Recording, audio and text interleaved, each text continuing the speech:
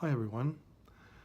Welcome to topic 3 of research methods, and this week we're going to talk about essentially the role of theory in research methods, but also the ideas of distance, scholarly distance, and the role of experience in research as well. So in a way, the interrelationship between all of these things. It's a bit of a disparate topic in some respects, but there is something that connects it together, and that is this interrelationship between theory, practice, experience and research. And the relationship between those things in research, scholarly research, has been contested throughout the history of research, in a sense of I guess the history of the sciences since that sort of flowering of the sciences in the Enlightenment. So look, we're going to talk about the role of theory and concepts in research. We're going to move then on to practice and experience and critical distance, and then have a little look at practice-led and feminist contributions to research methods, because both of these areas, I guess, of research begin in experience, actually, and so that's the topic for this week. I'll try and keep it a bit shorter than last week, so I might skip a few things, but we'll see how we go. So, on to research and theory. Before starting, I guess the idea of theory is something to think about. A theory is a statement that purports to account or characterise some phenomenon. And there's a number of types of theories that we could start thinking about. This comes from a piece by Barnum back in 1994. First of all, these sets of ideas that make up a theory that accounts for some phenomenon or characterises it could be quite descriptive. And in fact, what we're looking at here right now is a theory of theories, and it's quite descriptive in that it says, well, there's 3 different types of theory. So that's a theory about theories in itself. But that's what descriptive theories often do. They point out characteristics to look for. Often they're a bit of a taxonomy, if you like, that type of thing. Theories also explain, so they can explain how and why. So, for example, I guess for those of you who might be familiar with the work of Michel Foucault, his idea of disciplines and how they, I guess, the genealogy of disciplines from such physical places as, I guess, monastic cells and monasteries, prisons, those types of things, the way that we're constrained and also enabled by discipline itself, is something that might be a theory that sort of tries to explain how and why, if you like, a certain type of power works. So that's the type of thing that an explanatory model would do. Predictive models, I guess, enable some type of foreshadowing of something. Often an explanatory or descriptive model might do that too, because it sort of indicates that there's some gap in our knowledge somewhere that we haven't yet come across. But I guess a scientific theory, I'm just thinking about some of Einstein's theories which predicted, for example, gravitational waves and their existence, is a typical type of predictive type of theory, but there may also be some in the social sciences or visual arts and or creative arts generally that may also be predictive that you can think of. Overall, I guess the metaphor that I might use for the idea of a theory is a lens, in that it focuses us focuses us in on a particular aspect of the world around us, of some phenomenon. Gives us some insight into how to look at that thing in particular. It doesn't do that for everything, it just focuses in on one thing. So one of the ideas that will come up or discuss this week is feminism. So what feminism does is focuses us on the way in which gender plays a role in power relations in our society.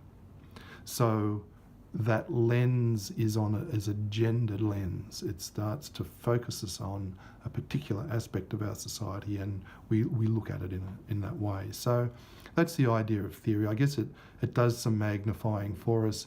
It does in magnifying it points out perhaps boundaries between one part of something and another, helps us see the shape of something, helps us explain what's going on, maybe even what we might find elsewhere in some type of predictive way.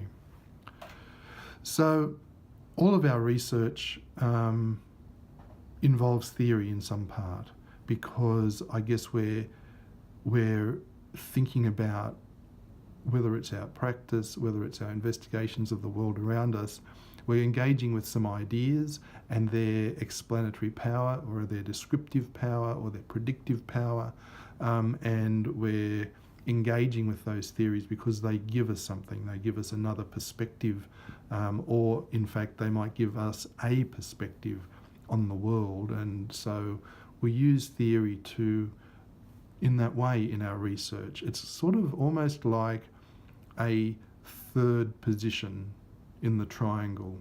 There's sort of our object of research, there's us as the researcher, and there's this theory which sits outside us and helps us perhaps reflect on what we're doing, helps us understand what we're doing, gives us some interpretation of that, and informs us as we go along. I guess research methods themselves are a bunch of theories that are designed to help us do our research as well, so that informs us along the way.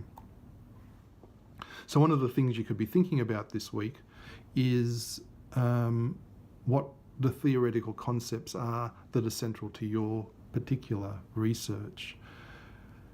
And just to think about your keywords then, the keywords that you might use to be searching for work that might have been done by others in this area, that you might put into something like Google Scholar, and are those theoretical concepts reflected in your keywords?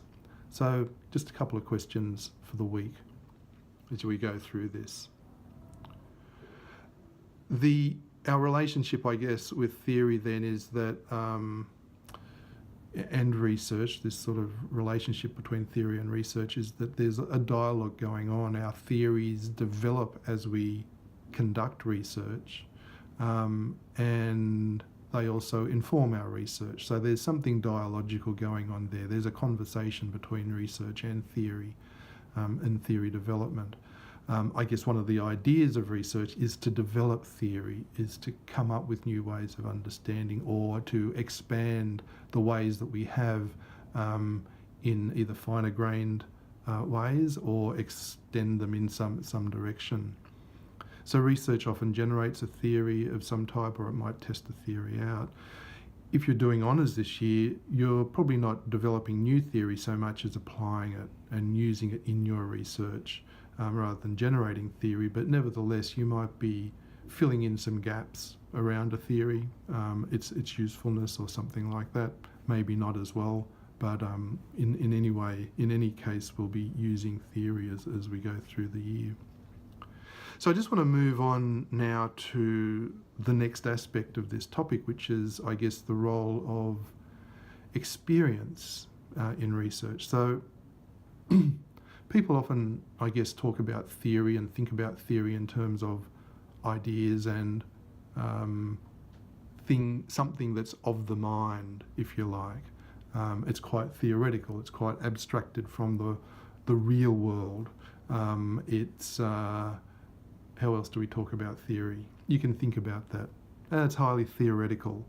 But in practice, that type of discussion, this idea that research can be abstracted and is not in contact with the real world, which is a sort of funny thing to think about, because in fact research, if we're doing it, is about the world around us.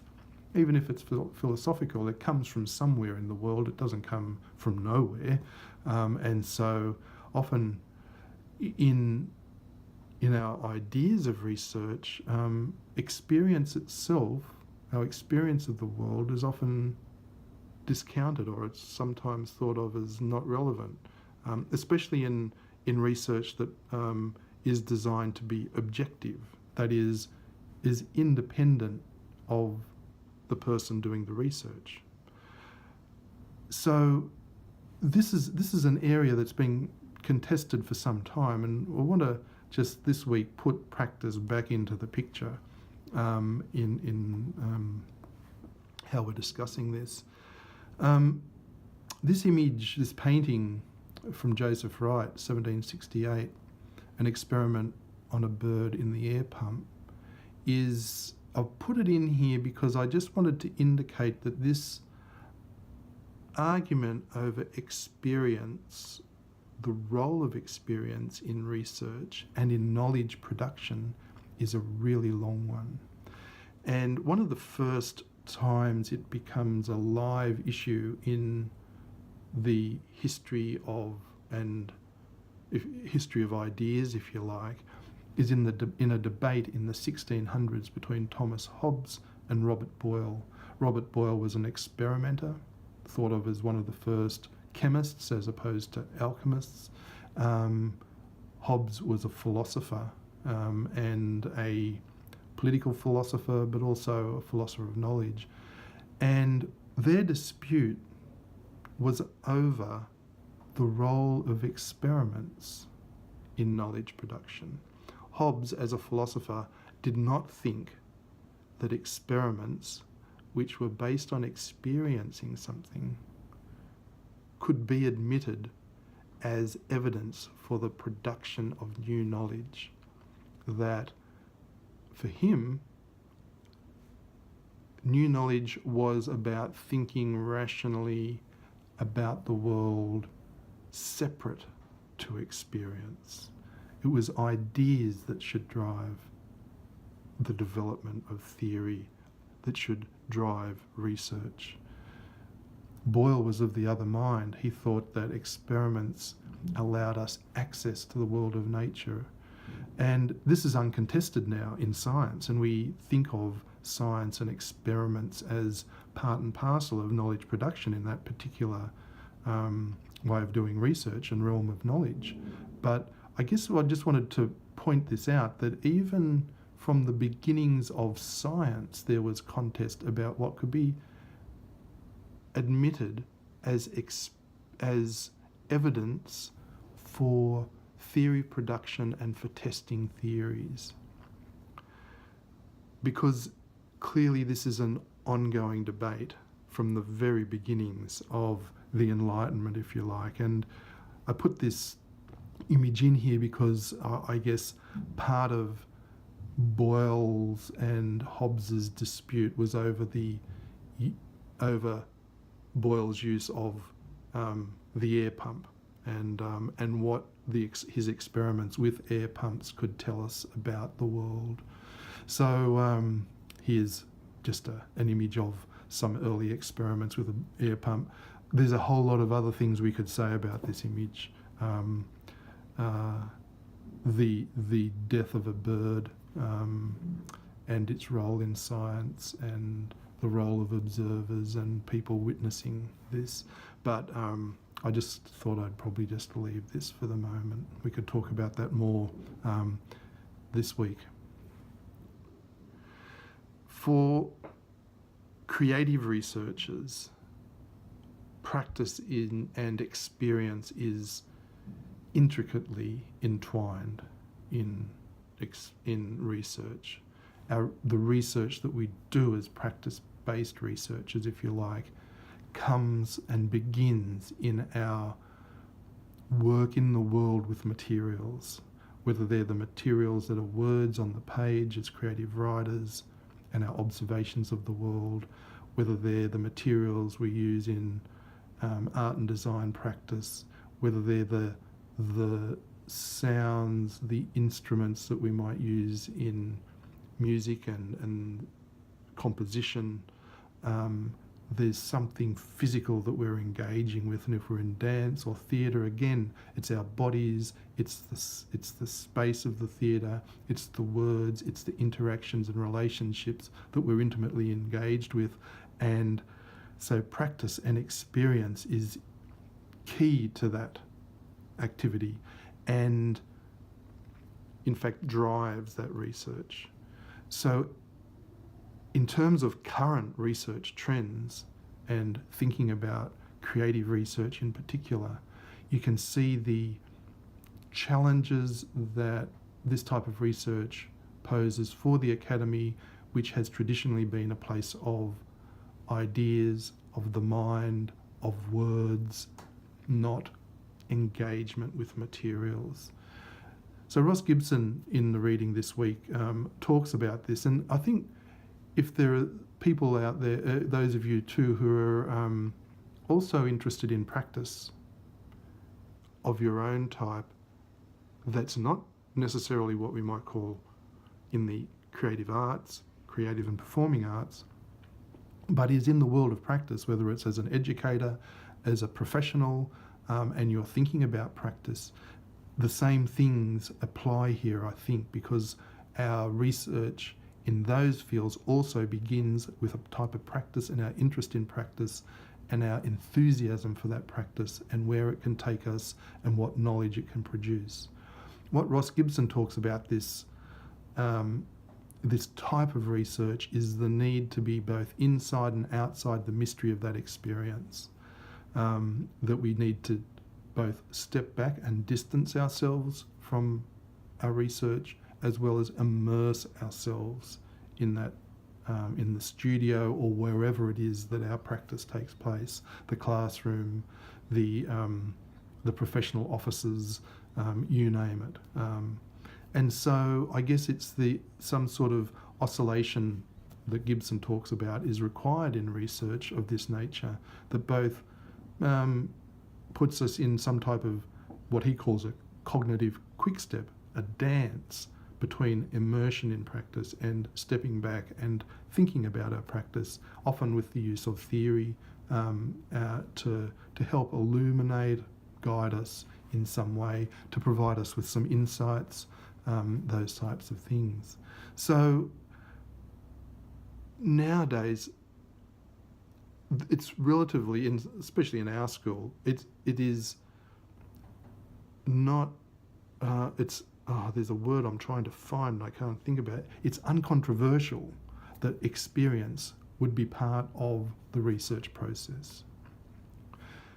This isn't the case for all research, and if quantitative research in particular is an attempt to in some way remove experience from the research process, the experience of the researcher in any case, not necessarily the experience of research subjects who may be being interrogated in some way through some sort of survey instrument, but nevertheless, so just saying that experience, the place of experience and practice in research is controversial in some circles, not in our school. The idea of practice as research, for those of you who are practice-based in some way, is that it extends our, frontiers of research in that it challenges our methods, challenges that idea of everything known in advance, planned out, executed, analysed, data collected, data analysed, theory generated, findings reported, that type of thing, that type of process. Because practice-based research that has a large practice-based component in it is going to be subjective, emergent, and interdisciplinary. So what do these three things mean? I guess subjective means that, well, it relies on the point of view of the subject being the researcher. It can involve tacit knowledge and experience. Tacit knowledge being that knowledge that we have, which is often embodied, that we may not be explicitly aware of. Practice-based research often brings explicitly this tacit knowledge to the fore and can be important in it. It's, I guess, subjective in that it's relational and dialogic. That is, there's a relationship between the researcher and the research being undertaken. It's integral to that. I think lunch is happening in the background. And it's dialogic in that sense of there's an ongoing interplay between the practice that it happens, which is often not totally in our control, maybe even not in our control hardly at all, and our research process. And so there's this dialogue between practice and the research that we're undertaking, and there's an ongoing, if you like, process of emerging research from that.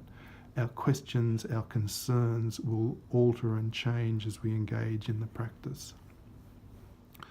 And often it's a situated inquiry. That is, there's a bit of a unity between problem, context and solution.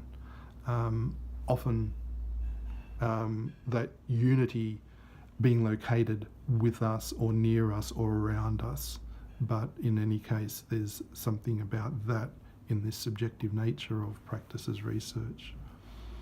As I mentioned before, it's emergent. Emergent meaning that there is this interplay between practice and theory development, even if the theory, and by theory development here I might mean not just about ideas, but theory that might be embodied in our skills and developing skills in a particular area, that starts to become tacit because we start to learn something and it becomes habitual, and so we learn a new skill as part of our research. So there's some practical knowledge going on there, and that may also influence our theory.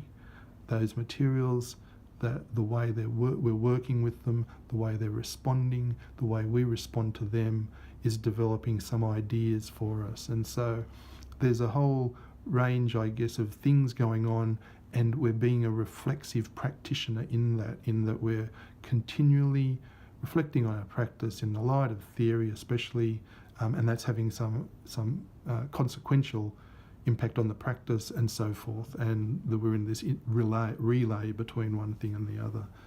And because it's such a wide-ranging engagement with the world, this practice is going to be necessarily interdisciplinary, because there's going to be an interplay of ideas from a range of domains of knowledge. We may be involved in the theory of perception, as well as in the theory of production of music, and our own experience of playing music, of extending practice, and so forth. So there's, in that already, there's an interdisciplinary framing, if you like, of the research. It's not just going to be confined to one area, and that's why some of those ideas like research paradigms and having research that sits neatly within a paradigm is really challenged by this type of research. So I guess one of the things that we need to think about in our research, if we are practice-based researchers in particular, but I think really this is a question that is important for every researcher, which is here posed by Barrett. What new knowledge understandings did the studio inquiry and methodology generate that may not have been revealed through other research approaches? That is, why are we doing research in this way? What do we get from it? What's it doing for us to engage in research around this matter of concern, this research question, a problem, enthusiasm for practice, as Haseman talks about it, that couldn't be revealed through administering a survey, doing interviews, observing at a distance, that type of thing. And that could apply to nearly every research method that we're employing. In a way, it's the justification for the research method.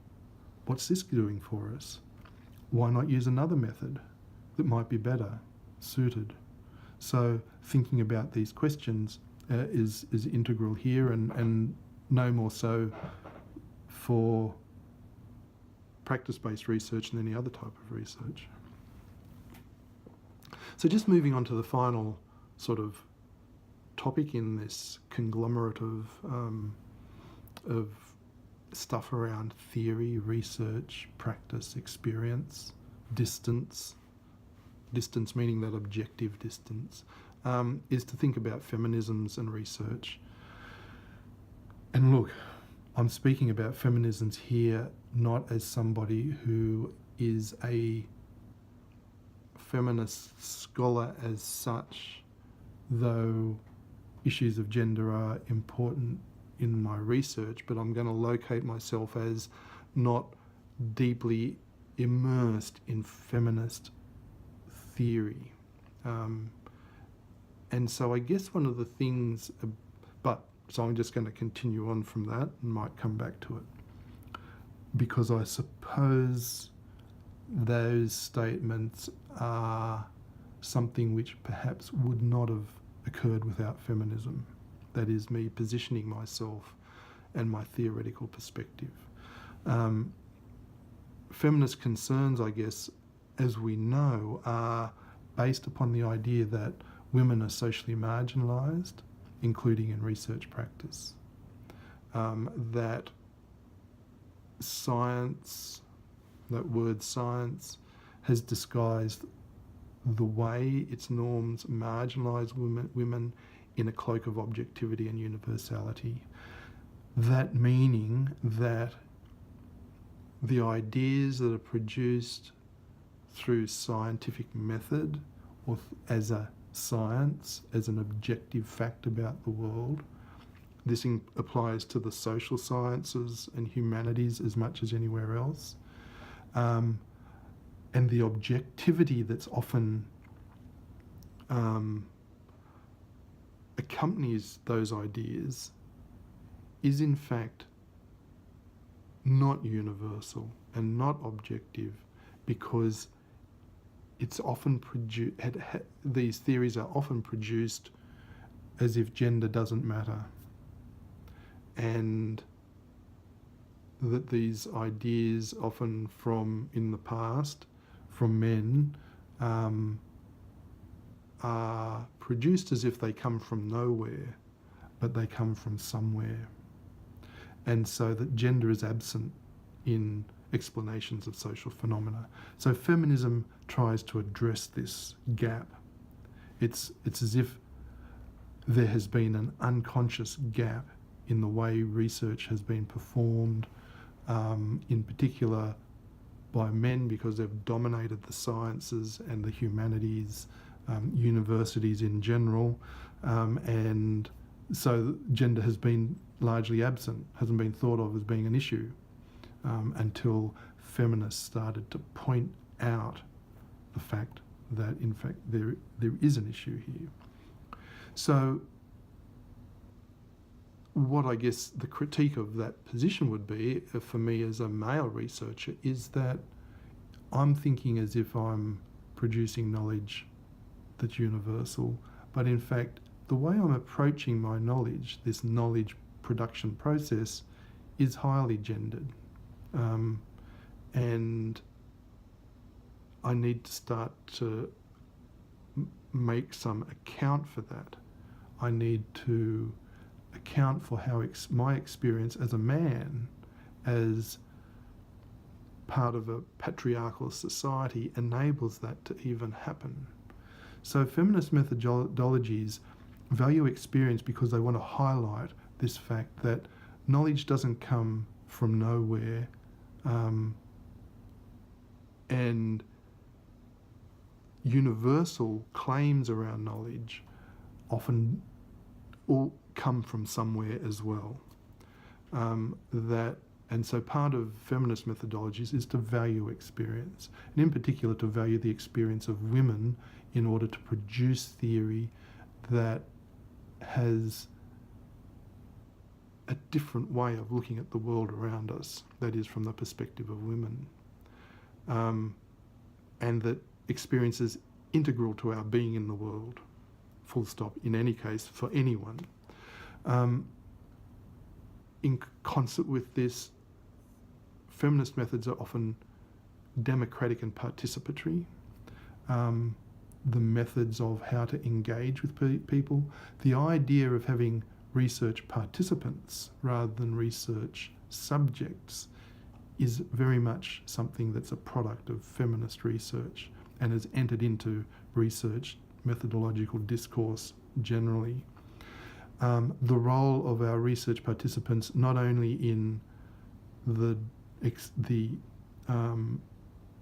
research data gathering aspect of things as well, what type of methods do we use in order to value the experience of people, of our participants, but how might we value them in the actual analysis and representational side of writing or portraying the research results as well.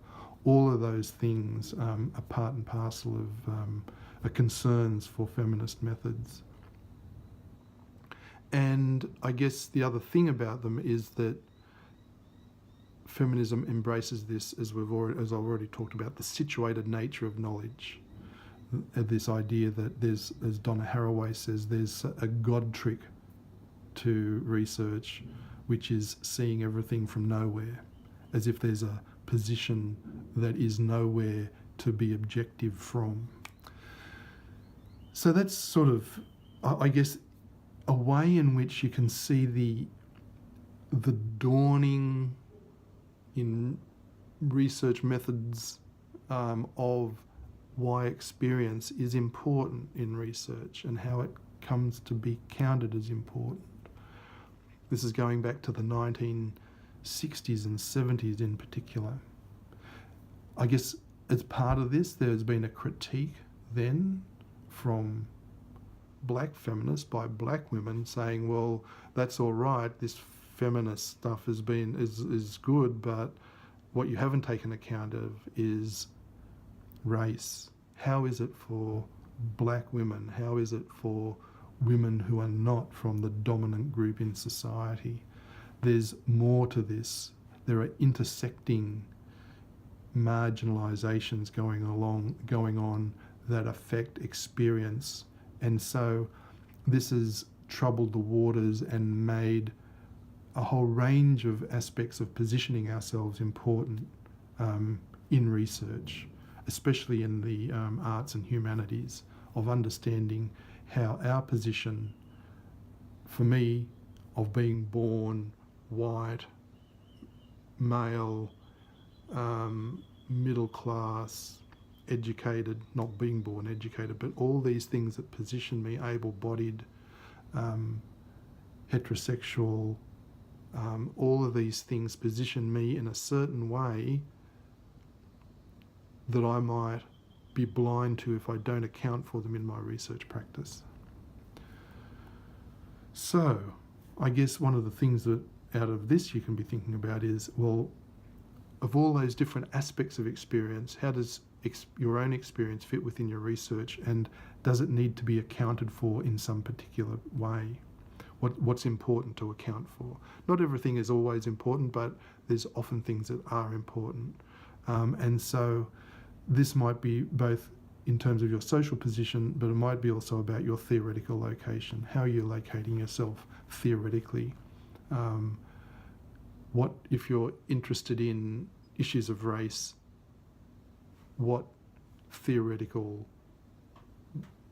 basis are you using for your exploration of race? Are you taking into account gender as well? Are you thinking about ability and disability, sexuality, a whole range of factors that may be important for you to think about?